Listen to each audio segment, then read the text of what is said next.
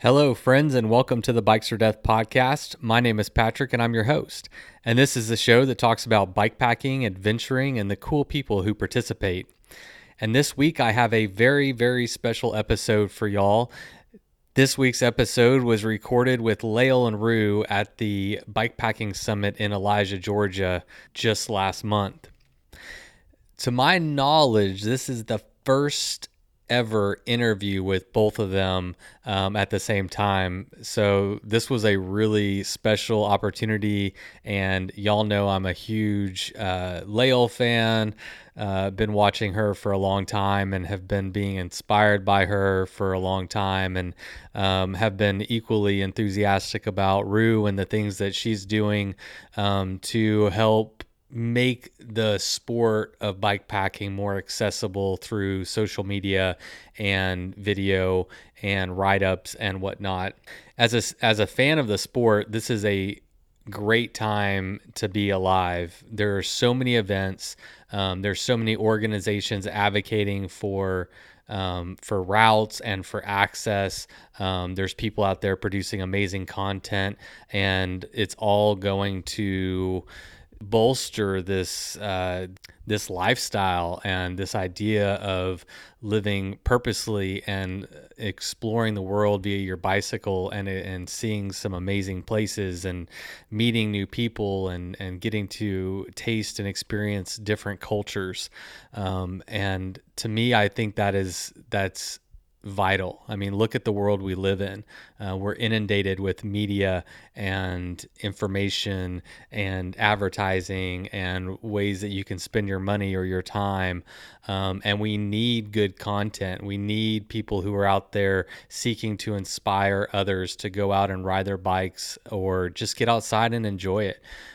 So I know that Lael and Rue found themselves at the crosshairs of some scrutiny before the Tour Divide even started. I'm sure you are all aware of that. So it was very nice for me to be able to give them an opportunity to share a little bit about their perspective, both from the rider's standpoint, being Lael, and from Rue's standpoint, all the way from where did Rue come from? You know, how did she get introduced to bikepacking and these events and Lael and all that? We talk about all that. And we get to understand a little bit more from her perspective, what she's trying to accomplish and the way that she's going about it. And it's really nice to get to know Rue. I mean, she's the person behind the camera. She's the person writing a lot of the words that we're reading, taking these amazing pictures. But to hear her, get a chance to talk to her, and really helps you to understand where she's coming from. And so I was grateful to be able to have the opportunity to give them a platform to talk. And coincidentally, Rue's new film just was released yesterday. It's called I Just Want to Ride. And it is, I'm sure many of y'all have seen it, but if you haven't, you need to go check it out. It's wonderful. It's very well made. And this is exactly what I'm talking about. It's a beautiful film that takes you closer to the event, closer to the athletes, the environment that they're in, and you get to kind of feel it, and it brings all of it together from a dot watcher's perspective all the way to, 5 months later, being able to watch a film about the Tour Divide. It's truly incredible, and it's a great film. You'll laugh, you'll cringe maybe, but you will feel something, and you will feel a little bit of what the racers and the riders are feeling when they go out and experience the Tour Divide. The only sad part about the film for me was that they took a portion of it and had to address some of the controversy and drama that surrounded this year's Tour Divide, which is unfortunate. It's unfortunate that they had to do that, but I understand, and I'm glad they did. I'm glad that they have a platform to be able to share their story and their side and really showcase what is possible with the medium of photojournalism and media.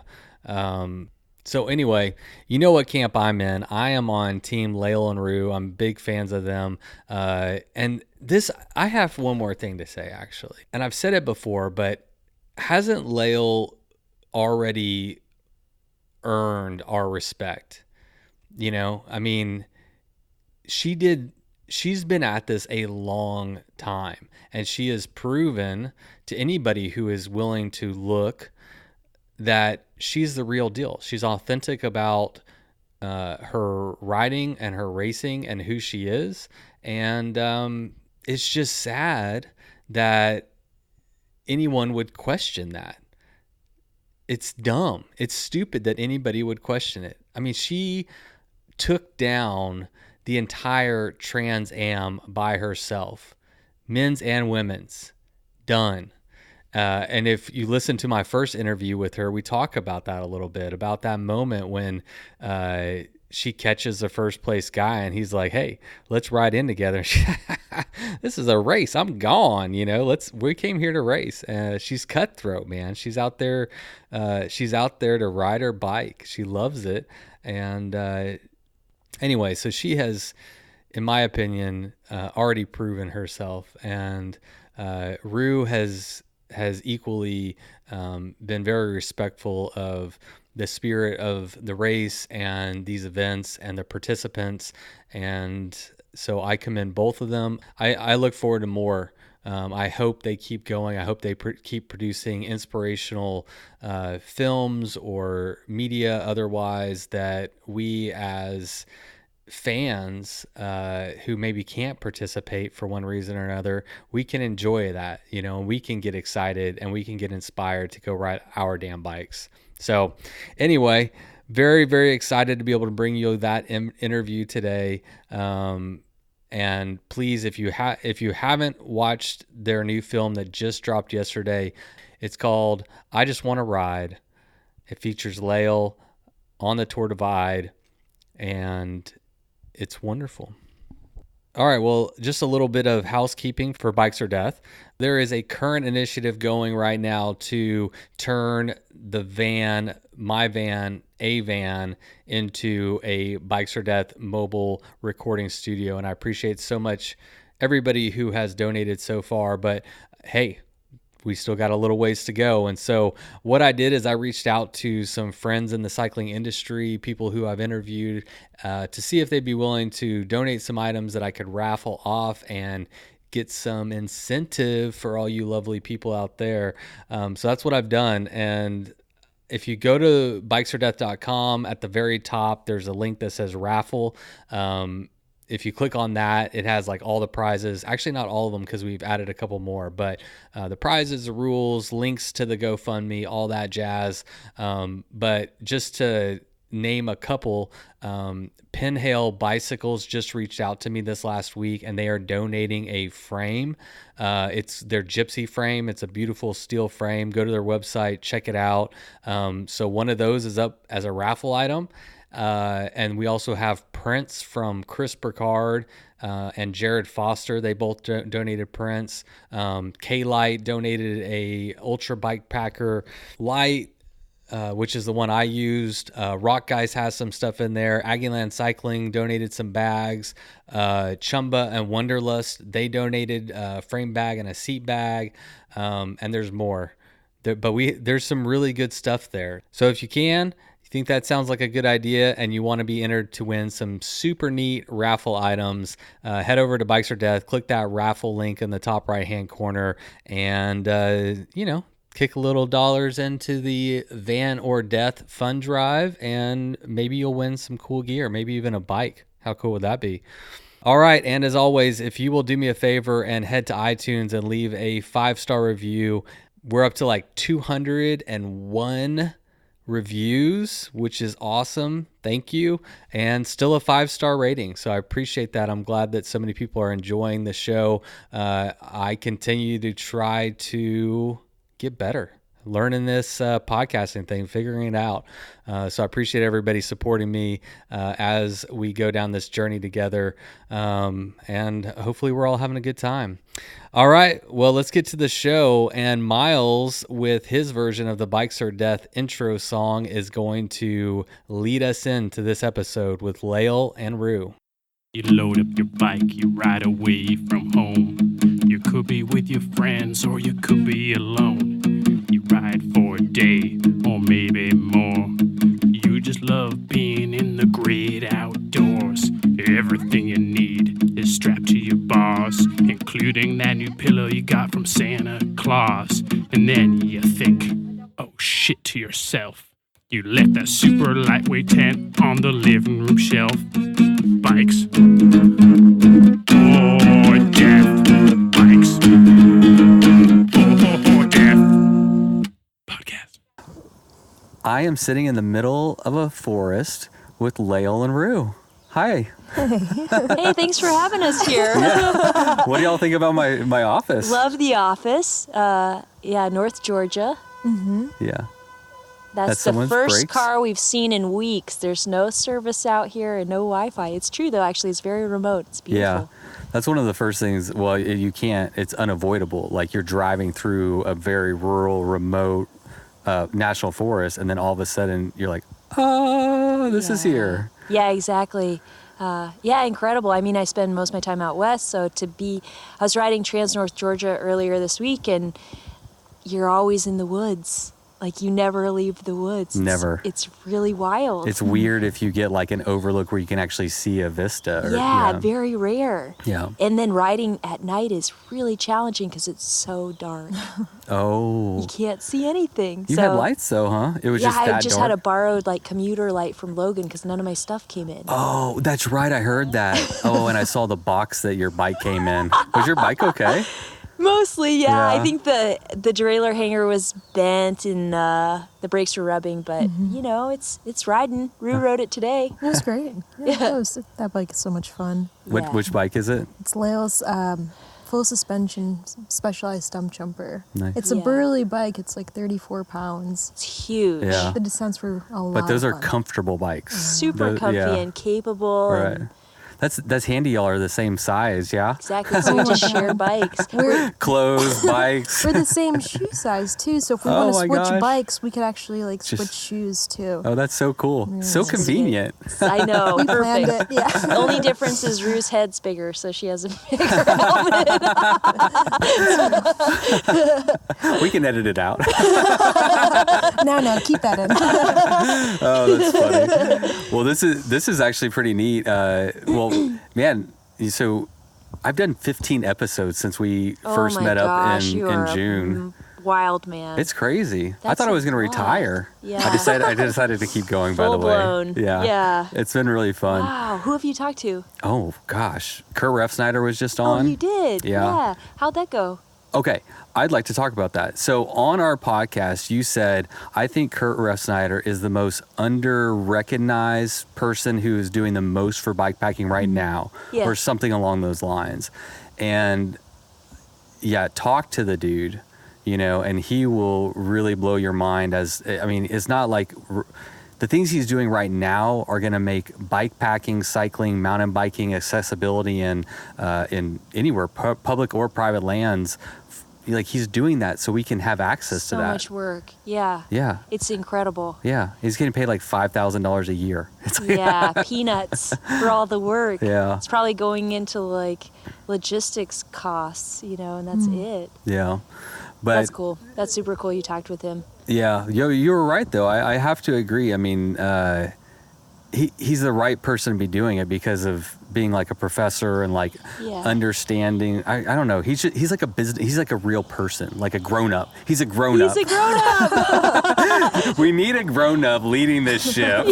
We all just want to go ride our bikes, and somehow he's figured out how to ride his bike and run a nonprofit that's like benefiting the community and stuff.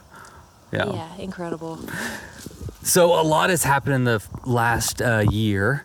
And I know we don't have time to go into all of it, but real quick. Oh, also, this is my first time to do two people. Really? cool. Yeah, this is my first. I actually just got this microphone in the hopes that I could get both of y'all together. Hey, that's cool. So this will be a new experience. We'll just kind of learn on the fly. Right on. But yesterday, I believe it was, y'all were talking about, well, actually, Rue, was during your presentation about how y'all met at Grit and stuff. And I thought that was kind of an interesting history because it's really led to a really cool dynamic between a photojournalist and an endurance athlete and, where we're at right now. So you want to talk about a little bit how y'all met at Grit and that experience for you? Like, it was a really transformative time in your life where you had lost your job at the paper and kind of looking for something to do and absolutely. Finding direction maybe is a better way to put it. Yeah. Maybe just tell your background. Why not? Yeah. Yeah. So I'm Rue, and and I have a background in photojournalism, and I worked at a couple different newspapers, just working as an intern in Texas and Wyoming and Alaska. Even in college, I knew that that's where I wanted to be. Just think about the environment and the stories to be told. And I remember applying to all these different jobs in Alaska, jobs that maybe weren't the best fit, but I just wanted to get myself there. I was applying for TV news. That's not me. But I was like, if I could just get there. Anything, get a foot in the door. Totally. And then there was a job opening for Alaska Dispatch News, which is now Anchorage Daily News, but it's Alaska's largest newspaper. And I applied and was a staff photographer and videographer and moved there in January of 2017. And working in newspaper is a really incredible way to get to know the people and the place. You start seeing the same people over and over again. And I'm not sure how I found out about it, but I found out that Lael was it was the first year of Anchorage Grit, and that's Girls Riding into Tomorrow. And for 6 weeks, she has 7th grade girls meeting 2 to 3 times a week, biking and doing clinics, and it's all volunteer-based, working with women. And I thought, that's a really cool story to tell. And at the newspaper, you have a ton of daily assignments, but I thought, this could be kind of my longer form project because it's 6 weeks long. So whenever it's not. So this was like a side project that you kind of was on your radar and you're like, I really want to go find out about that. That's neat. Yeah. And I thought it was a cool story. And I like riding my bike too, so it kind of gave me an excuse to do that. You came into it as a cyclist, yeah. And then that's how I met Lael. So we met in April, and we worked together April and May. And after the story was published, we started hanging out with her friends. And the summer in Alaska, the sun is up all day long, and they're all night long.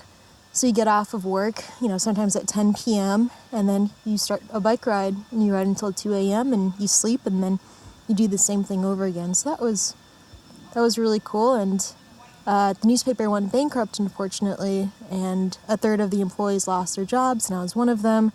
So Lael and I, this was around October, and you don't really want to stay in Alaska in October if you don't have to, and if you don't have a full-time job keeping you there. So we headed down to Tucson, Arizona together, and have been working on projects since.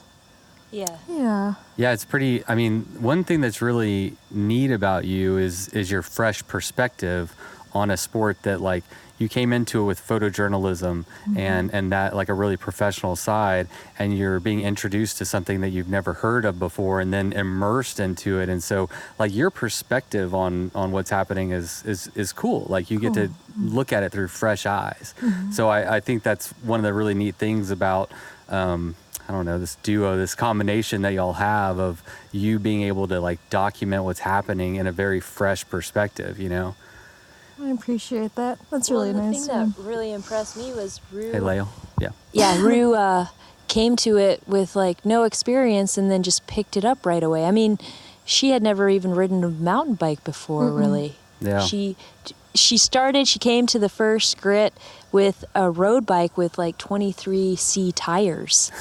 And there's snow on the ground. There was still a lot of snow on the ground. That's the only bike I had. Massive video camera, and she's following us around on this little road bike. The girls were like, "What are those skinny tires?" They were kind of scared for her. And then a week later, she came back with a plus size bike, hardtail, and it was her first mountain bike ever. And then she documented with that. And then because she had the bike, she started mountain biking, and then I think her first bikepacking trip was we went out to Denali National Park and rode the park road, which is such a great road for anybody. It's 92 miles of gravel, and there's no vehicle travel except for like tourist buses and park rangers. So I'm kind of curious, where was the idea born? Well, maybe I didn't let you finish because you got you were fired or let go from that job, and then you decided to go freelance or wanted to give it a shot. Did I get that right? Yeah, no, absolutely.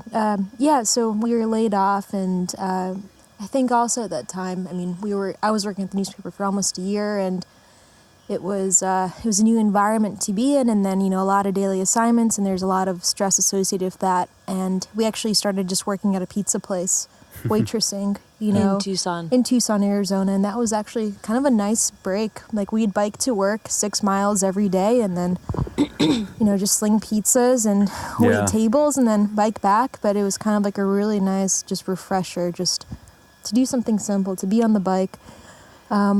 But I believe it was that winter, Lael was leading gravel bike camps in Patagonia, Arizona, and I was just taking photos for the company, the cyclist menu. And Lael had a race on her horizon, the Navidad 1000 in Switzerland. And right now it's renamed to the Hope 1000, but it's 1,000 kilometers with 30,000 meters of climbing. And I think it was Pearl Izumi that reached out to you in an Instagram message and just really liked what you were doing, Lael, and kind of wanted to tell your story and just ask what you were up to. And that was one of the races you had in your horizon, and we thought, let's tell the story of the Swiss race. And the race organizer was really excited about getting his race out there with a video. Oh, for sure. So this was kind of the beginning of it. So and that's I'm Not Stopping, right? Yeah, that's right. Yeah. And so that full circle, that's, you were in Fayetteville, Arkansas when I caught up to you, and because you were premiering I'm Not Stopping. That's right. Yeah. So that's pretty cool. And it was so cool for us to come to this film festival in Arkansas where they had a big screen outside, and to even watch the video on a big screen like that, and surrounded by like people we didn't know at all. It was just different. I was like, wow, this is actually pretty cool for me, and I've seen this before. And it's me. And I'm watching me. So what was that experience like? I mean, what was the reaction like? So you went to this, you premiered this video that you worked hard on. Oh, well, before that, even like shooting something like that, because I'd never covered an ultra distance race. Granted, it's like short for Lael, 600 miles, 100,000 feet of climbing. But that's insane. some climbing. It's so steep. It's incredible. But we had plans like, how do you document this race? And initially we were going to tour it together, scout it. And then we're like, well, an e-bike would be pretty good because you're carrying all this equipment. And the second day in Switzerland, I ended up crashing and breaking both my elbows. So I had to kind of rethink that plan. At the same time. I didn't know that. Yeah. Oh, yeah. But we still had a month before the race. I healed up. And the cool thing about, if you're to break two of anything, break your elbows. Because they heal up fine on their own. In about 6 weeks. Yeah, so I couldn't scout it, but Lael was able to just train really hard by herself. And then she'd know the route and, kind of form a strategy around that. And I just ended up driving around with Willie, the race organizer's friend, Evo, and documenting the race. But that was kind of the first. How do you take on a race of that scale with limited access points? How do you keep it self-supported, staying out of the way? And it was really cool to share that film. And when Lael did it, there were 30 riders. This year, since the film came out, there are 100 riders doing that race. Yeah, I bet the race organizer likes you. I mean, we went there initially because he wrote me an email like 2 years before and was like, hey, what do you think about coming to my little race in Switzerland? And then I looked it up and I was like, 100,000 feet of climbing, what? And but that year it didn't work out. I crashed and broke a couple ribs. Willie, the organizer, also crashed. He broke ribs. We were both bed rested. And then the next year, Pearl Izumi was like, hey, let's do a project. So I wrote Willie and I was like, hey, what about us coming for the race, making the video? And he was like, yeah, let's do it. And so Rue and I go over and I was like, Rue, we can't really bring much because we might have to pack everything on our bike and just leave right away and basically live off our bikes till the race. And as soon as we got there, Willie was like, no, this is your home base in Switzerland. You just live with us as long as you want, and you can store stuff here. And ever since then, basically, him and his wife, it's an open invite for us to live with them anytime we have time off during the year. Wow. He's like, this is your depot in Europe, and you can just base out of here and then do whatever you want. Wow. And so that's been like an unbelievable connection. So, Lael, why did you want the story of the race to be told? Because you were the one that reached out to Pearl Zumi, right? No, they reached out to me, Oh. but they were like, so they wrote me an Instagram message that was like, hey, we just love what you're doing and would love to talk with you about sponsorship. And I was like, really? Pearl Zumi? I thought they just made road stuff, like high vis, you know? And High vis. But I was like, yeah, I'm up for a phone call. So I called them and I was like, hey, I don't really know what you're intending because I don't even wear cycling clothing. Because I never had, right. And do you even know me? Like, I wear a t-shirt, cotton. and shorts. But they also told me at that time they were like changing kind of their model as a company. They were not going to continue with the pro team kind of thing, and they were making more clothes out of wool, kind of changing their strategy, and they just wanted to share more stories. They called and then asked, what is your thought about media? And I was like, well, I really love when companies tell a real story, you know, and it's like, if you're wearing the clothing, then I guess it's kind of an ad for that clothing, but you're actually telling about something that's really happening. Yeah. And they were like, we love that too. But they didn't even know Rue was around. And I was like, oh, we could actually produce something like this, like a story-driven video. Because Rue's a photojournalist. She's no longer doing that. I kind of explained the situation, and they were like, okay, put together a couple budgets for different concepts, and then we'll see what we can do. Wow. So we did one about the Swiss race, because I was like, okay, it's a race in Switzerland.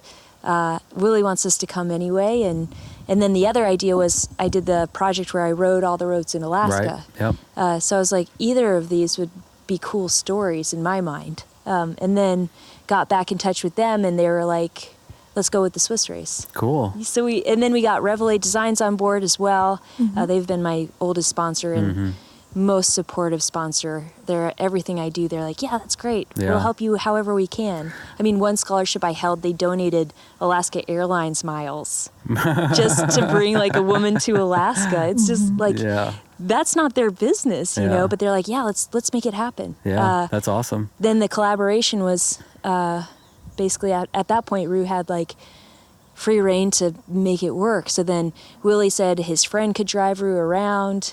Willie actually flew us over to Switzerland to cover our travel cost. And my brother made the music for the video. The guy who actually won the race did the graphic design. Oh, really? So it was just like that's so cool. Very homespun, but Yeah, turned out great. What's really cool is that our contact, or one of our contacts at Pearl Zumi, is Joshua Lawton, and he has a background in newspapers as well.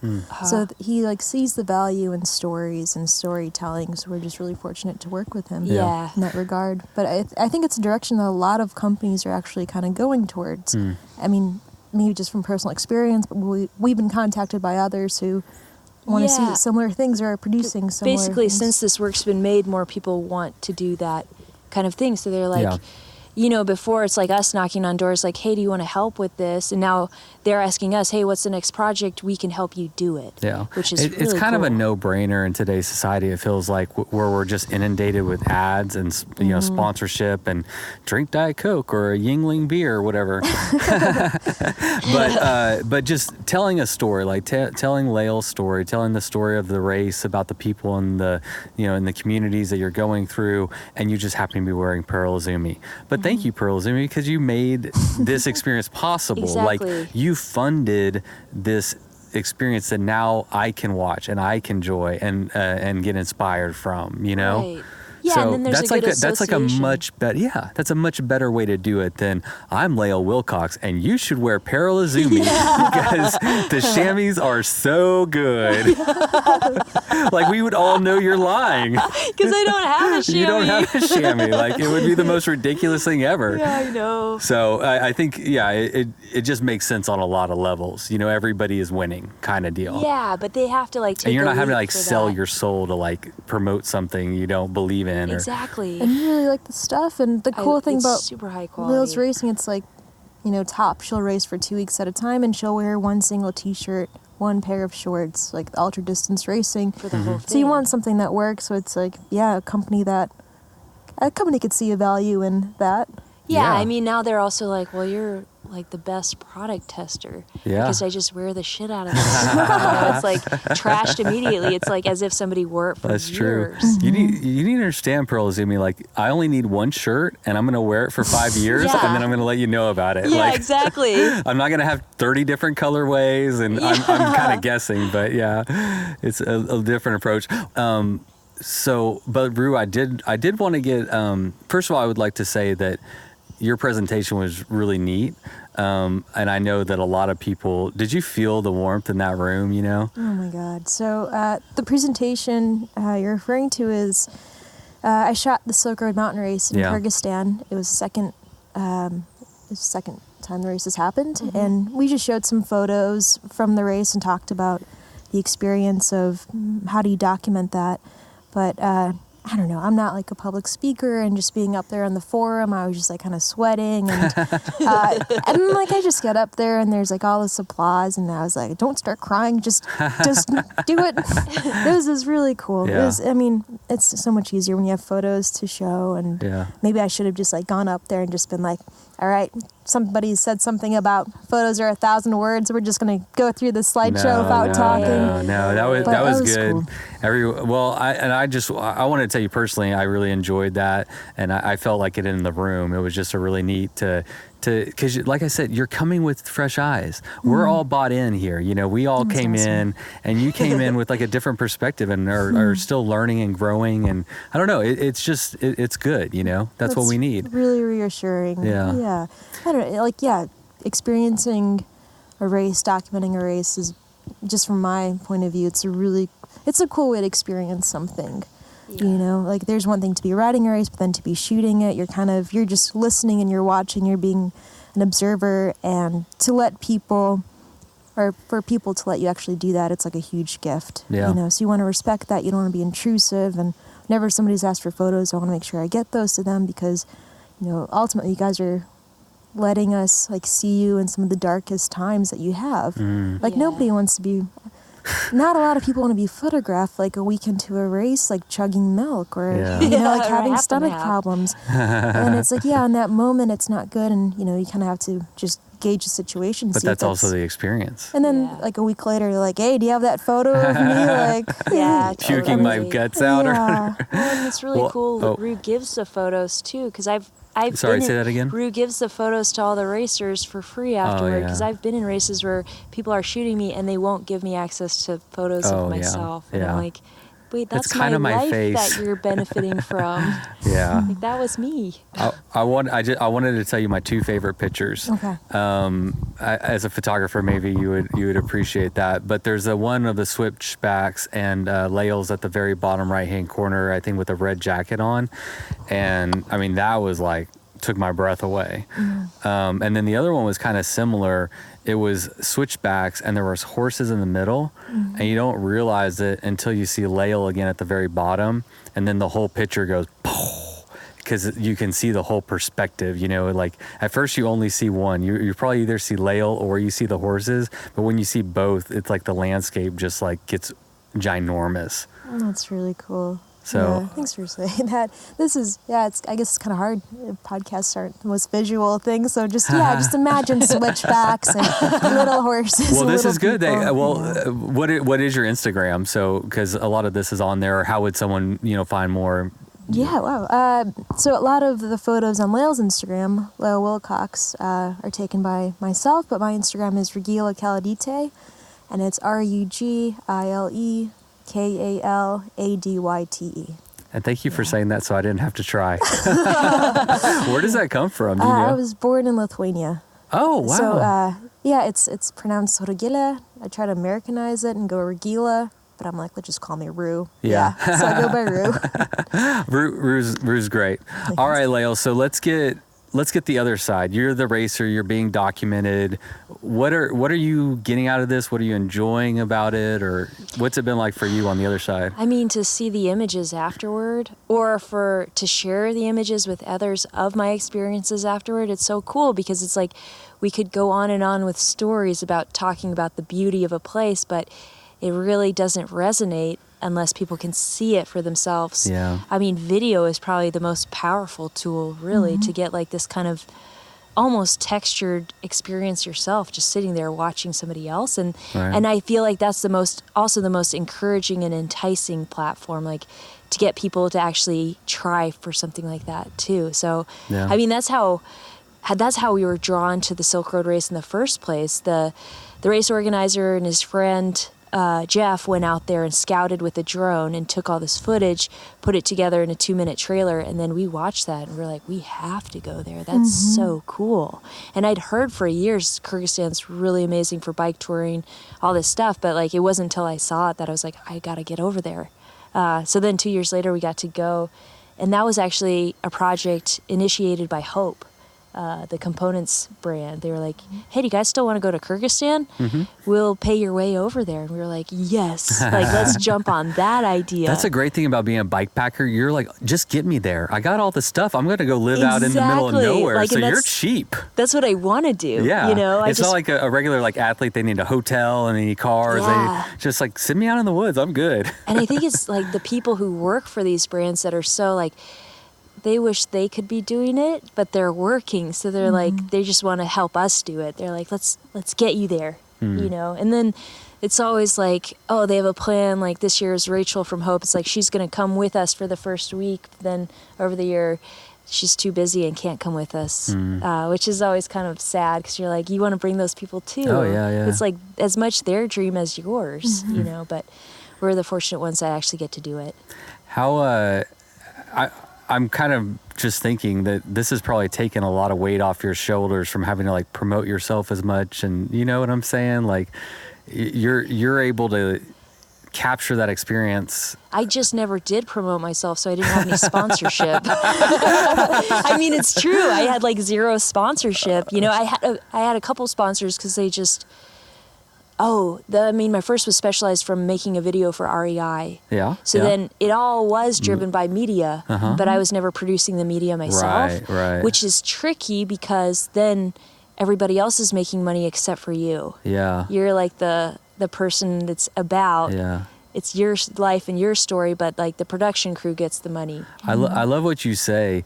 You always say, no one's getting rich here. Like there's it's this true. idea that, I mean, you were just talking about y'all were working in a pizza shop on your winter break. Like no one's like getting rich here. Yeah, I mean, you're doing it because you're passionate about it. Like if you can scrape together enough money to not have to work a part-time job or a second job, that's like the dream. Oh yeah, you know? Exactly. That's the dream. Like all you're trying to do is figure out how you can ride your bike and it doesn't cost you money. Yeah, and you're not saving anything, but it's like, who cares as long as I can keep riding. Yeah, so it's like media has allowed us to, like, number one, not serve pizzas anymore, but also like, I mean, Anchorage Grit, that's like a 6-week-long volunteer commitment that... Yeah, exactly. I can do more programs with that's this. Good. So it's like I don't have to work. Yeah. Instead, I can like dream up, you know, a girls program or a scholarship or whatever else and actually go through with it. That's so cool. And we just made that connection about one of the girls that went through your program. Yeah. And I'm going to get her name wrong, so just go ahead. It's Alana. I always going to get it right. Alana Rose.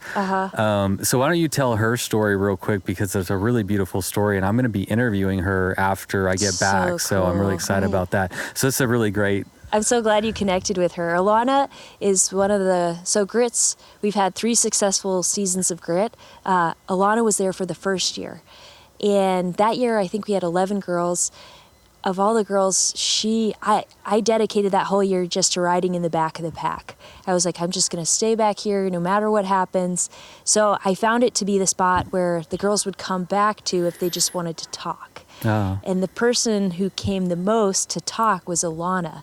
And she would just ride next to me almost every day and just tell me about her life. I mean, it was incredible. She has 7 brothers. she was just telling you about her life. Yeah, and she's telling me about her connection. dreams. She's like, I'm going to be the first in my family to go to college.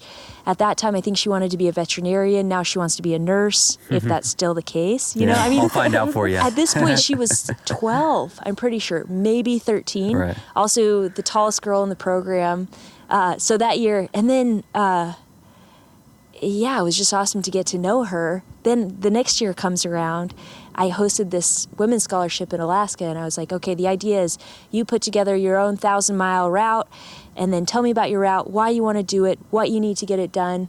And this scholarship is going to what age girls? Well, it was open to all women. All women, okay. So then the age range That's interesting. ended all up women. being 14 to 76. Oh, wow. Alana was the 14-year-old. This woman named Judy Lehman is 76 and lives in Sitka. Oh. And then all in between from all over the world, all these incredible stories of why these women want to go to Alaska. That's so But cool. Alana's was like, her route was to go start in Cantwell, Alaska, like basically just south of Denali, ride up to Coldfoot above the Arctic Circle, and then turn around and ride back and out and back, 1,000 miles. And then for her budget, she said all she needs is $300 for her dad's gas money to drive behind her so she's safe.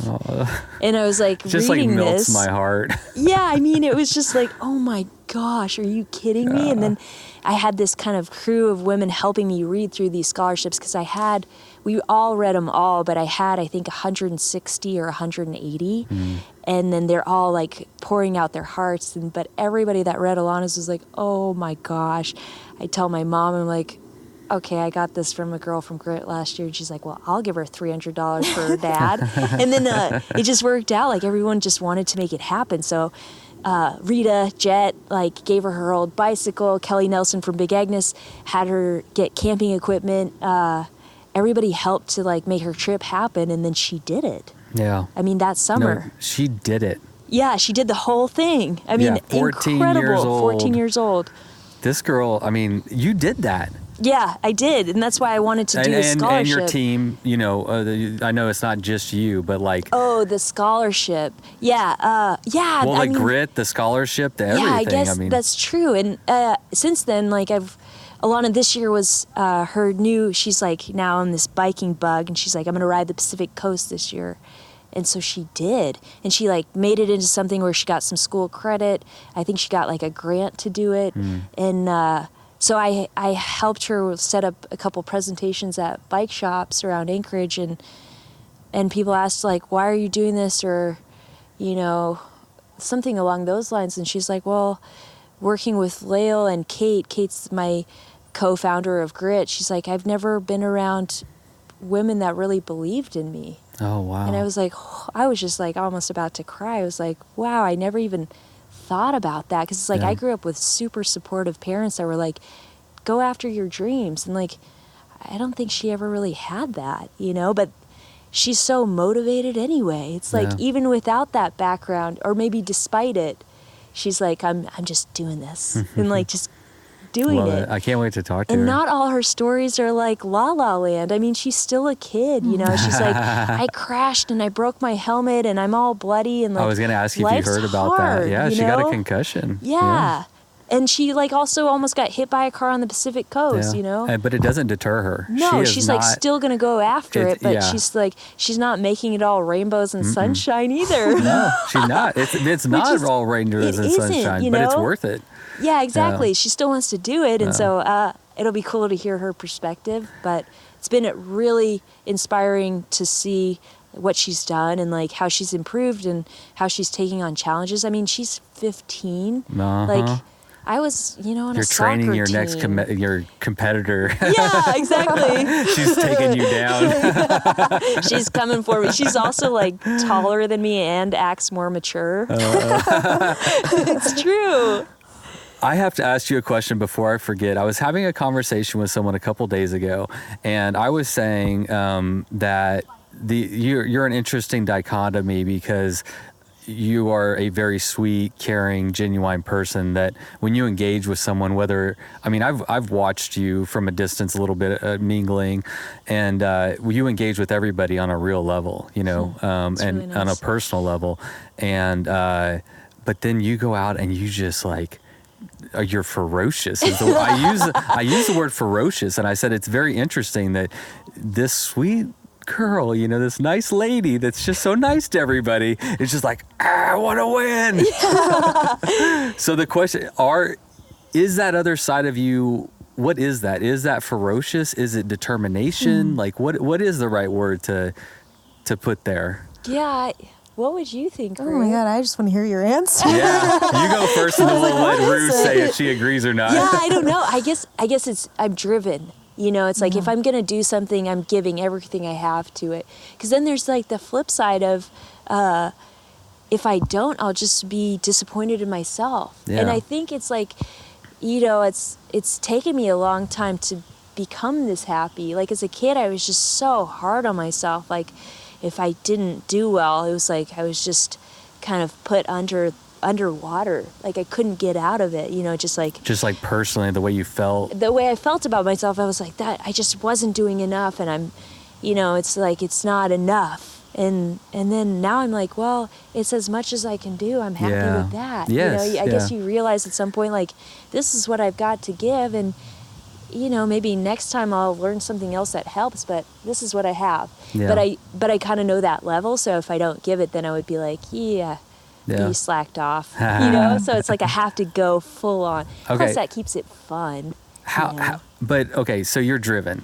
Yeah. But what tool or mechanism are you using to like drive you and propel you? Like there has to be something that is like inside of you that, yes, you get to the end and you're going to be accountable to yourself for how you did, but what's pushing you for 17 days or 18 days on a bike? I mean, the tools I use now are like just staying as positive as I can. Because when I'm positive and happy, I'm doing my best and I'm like achieving more than any other way. Uh-huh. So then it's like just most of the time I actually just want to be out there because I'm like, this is incredible to be like going through this landscape all hours of day and night. And then you have those hours that are hard where you're like, or something comes up like Kyrgyzstan the first day, my hands got really, really cold.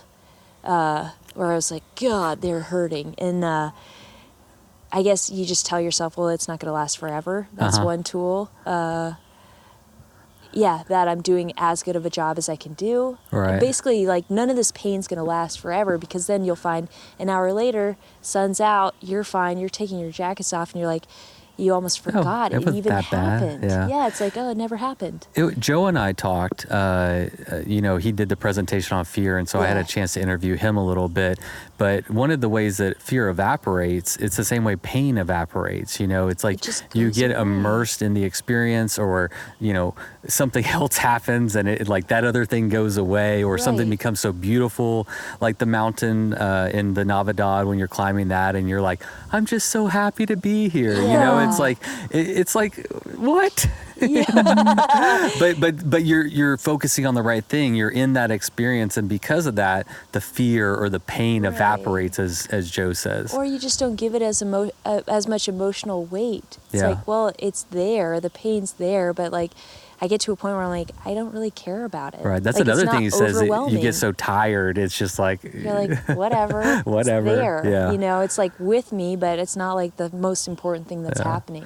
Well, I can tell y'all, just from a personal level, I've really enjoyed watching the content that you're putting out, Rue. Like watching the Tour Divide this year and then getting reports as it's happening. It's not like instant news, but when have we ever been able to watch as a spectator, as a fan of the sport, you get to watch the dot and then you're reading these accounts with beautiful pictures and this is what I'm seeing, like it's cool, So I personally thank y'all for putting in so much hard work. Rue, not everybody got to see your presentation, but the amount of work that goes in to produce one of these videos it's impressive. Like I didn't realize that there was 3 control vehicles and a full staff and the whole 9 yards. So thank you. Thank you for going through the effort to put that out there. Cool. Yeah, thank you. No, it's a total blast. I'm just lucky that, I can do something like this, and I love it. And it's a very challenging I mean, I haven't seen a lot of stuff like that, like documenting a bike packing event, because the distance is so long. And I think, we just run into some concerns with keeping it, as self-supported as you possibly can. So kind of being really, just thinking about that and trying to have as little impact as you can. But, without photos, I mean, you have to be there to take photos. Yeah. So we've been trying to just think of, how to do that so it's fair for everyone. And, really cool thing about a race like the Silk Road, it's like, they have 3 control cars. It's a different race than the Tour Divide, for example. Oh, yeah, way different. But it's like They're media. They got media everywhere out there. Yeah. Seriously, many media projects going on at once. It's like anything else. There's many ways to do anything, and everyone knows that. I mean, obviously, you're number one. This is a new thing. Documenting these types of races is new. Even me right here at this Bikepacking Summit, we're all just like figuring it out. But the point is that we're passionate about this and we want to tell the story. And through doing so, we're going to inspire so many people. It's going to make it accessible. It's going to make it tangible for people to be able to do this. I do it through talking to people and telling the stories in a more, long dialogue, but you're telling it through being able to put it together. I could tell the story, and then you can go online and they can get on the Radavist or they can get on your Instagram, and now they're like, oh, this is what they were talking about, So it's awesome. This is so cool. I love it. Even with that, it's like Silk Road, it sounds like very media heavy, but like from a racer standpoint, I saw Rue a total of 5 times the whole race. I was out there for over 7 days. Yeah. So it's like you still really get that solo experience. Right. Like it's so hard to access that they are documenting it, but they really can only get to so many places. Right. Which is kind of interesting. It's like Rue feels like, she's told me she feels like they missed out on a lot of opportunities just because they couldn't get to the spots, like to be in the drama of the land. You know? People don't realize all that goes into Getting you're not there. like right next to each other and you can just go exactly, like get the field in a peloton. It's like we're days apart in crazy terrain. Cars are getting stuck, people are getting knocked off their things with horses. Exactly. I mean, it's like, but then it's like such a rich story. It's like I think about all the other racers and I have like so many stories about them, and when I see them out there, they like tell me what's been happening for the past few days, and it's this massive adventure. So like to compile that from like a media perspective, it's so good. And then at the Silk Road mountain race, I decided, I did 2 race reports for bikepacking.com, and then for the third one I thought, well, how cool would it be to stay at the finish and to photograph every single finisher. And then you're there, well, it's a challenge in itself because these people are coming in like at 8 p.m., at midnight, at 3 in the morning. But then, you always want there to be somebody to greet them at the finish. Mm-hmm. But they finish, and then they've been solo for like the past 2 days, and then they just like share everything with you. Oh, wow. So that was like a really cool experience to be at the finish. And like you said, like you'll talk with the other racers, but I heard stories from like 50 people at the finish. Sounds like I need to go podcast at the end of a race. You should. That's a really good idea. It's probably actually. the best place to be situated, right at the end. Yeah, that's a good idea. There was a podcaster out on the road. That's right. Y'all mentioned that. Yeah. Cool. Yeah. Nice. Well, thank y'all for. I'm like super excited with the direction that the content is going, having more of it, telling that story, getting more people interested. So, thank y'all. Real quick. We are at Mulberry Gap at the Bikepacking Summit, and I would be really interested to get each of something personally that you took away from this weekend. Oh, yeah. I mean, actually, we're coming back in 3 weeks down here. Why? Well, we're doing a Tour Divide screening of the video, and then I'm going to do a race called the Kaladyte, I think it's called. Yeah. It's like 300 miles. I met the organizer here. He's like, oh, I live in Atlanta. If you fly in, I'll just give you a ride out to the race. So I get to do that. So I'm like, that's so cool. It's like, I'd never even heard of this race or route. This time has been my first experience riding down here at all. So it's like, I get to go do more like that. I mean, I don't know, the southeast of the U.S. for me it's like a different country. It's like, I'd never come here. So to kind of be here, to be in an event here, and then to be like looking forward to another one so quickly has been really cool. It's like, opening up a new section of the world. Yeah, it's a so whole it's different rad. world over here. Yeah, it really is. Yeah. It really is. I've loved the mixed perspectives of both presenters and people like just here as participants, It's like, but it's been everybody's just been so honest. It's been good. A lot of good group talks, a lot of dialogue going on. Everybody's been really interacting well and all that. Uh-huh. Yeah, it's been fun. So it's cool. What about you, Rue? What did you, this is your first bikepacking summit? It is. No, the it's Canadian not. one. Absolutely, that's not. I went to the one in Canada. Oh yeah, mm-hmm. Last September. That was really cool. But I was more just of an observer. I was there with Lael. We showed the Navidad film, but I guess this time I was more of a, I was on the forum. I was doing a presentation, and it was so cool to meet these all-stars like Joe Cruz and Pepper Cook, and I know a little bit about Logan, but just to kind of talk to him more, and it's such a welcoming community. And I've been following these guys for a couple of years now, and then to meet them in person and realize that they're really genuine people. That's the thing with like social media, right? Like you kind of know each other, and then they'll ask about something that you did 2 months ago, and it's not like you're starting fresh. Like I did this and this and this. Like you've been kind of like keeping track of each other and expand on some ideas or some thoughts, and I've really enjoyed that. Yeah, it's fun cool. There's a lot of very inspirational people. People have done a lot of really neat things, and I've walked away with the same vibe. It's like, we're all pretty cool. Everybody's down to earth. Everybody's real nice and all about this community, really. Like everybody's really bought into what's going on and trying to make it awesome. Yeah, it's so much driven out of passion.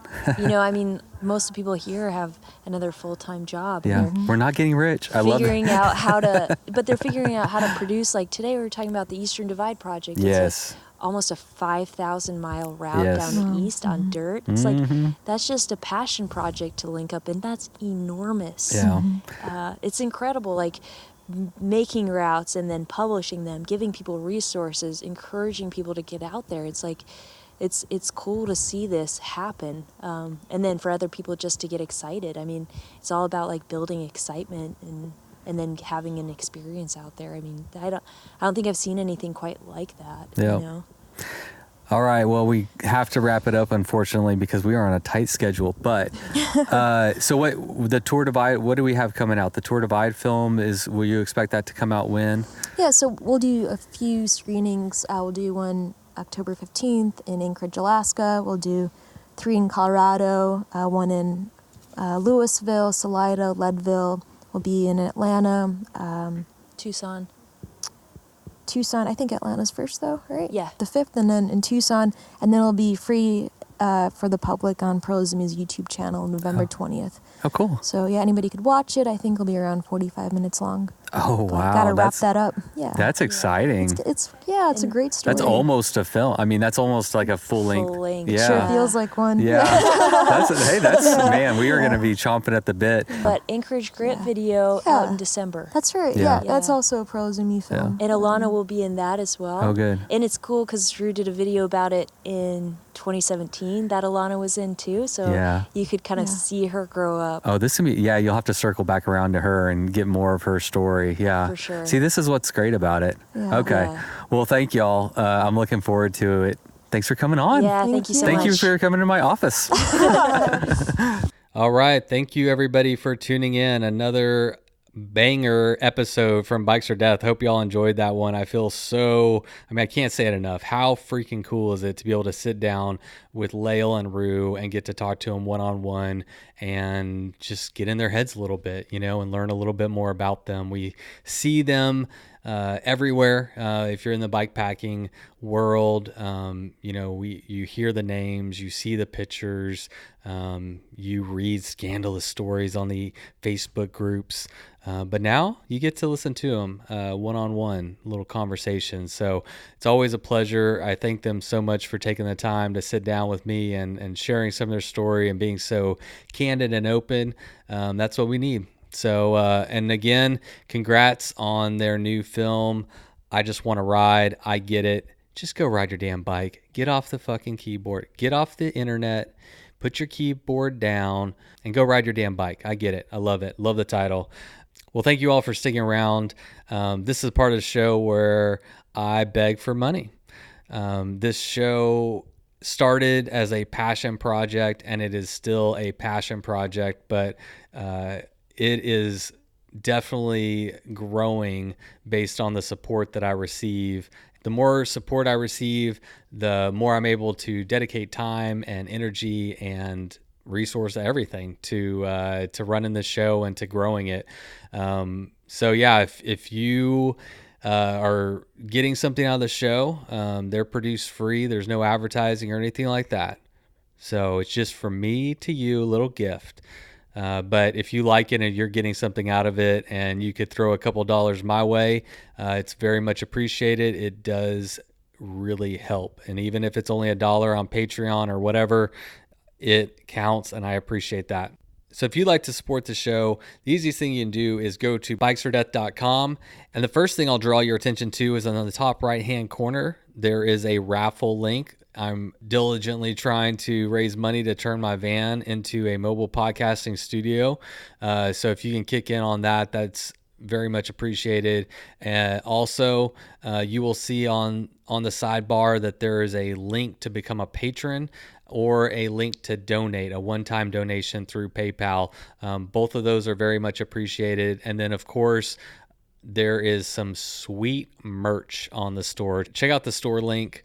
We got shirts, stickers, patches, all the good stuff. I'm working on getting more in there, hopefully before the holidays. I just got so much going on that, I'm only one guy. What can I do? All right, and next week I have a very special guest for you, Mr. Ultra Romance, Ronnie Romance, Benedict Romance, Poppy, whatever he goes by. And actually we talk about what his name is on the episode. I believe that's the first question I ask him. So anyway, that is next week. I'm super excited. So until then, you'll just have to wait. And what could you do while you were waiting? Maybe you could go ride your damn bike. You load up your bike, you ride away from home. You could be with your friends or you could be alone. You ride for a day or maybe more. You just love being in the great outdoors. Everything you need is strapped to your bars, including that new pillow you got from Santa Claus. And then you think, oh shit, to yourself. You left that super lightweight tent on the living room shelf. Bikes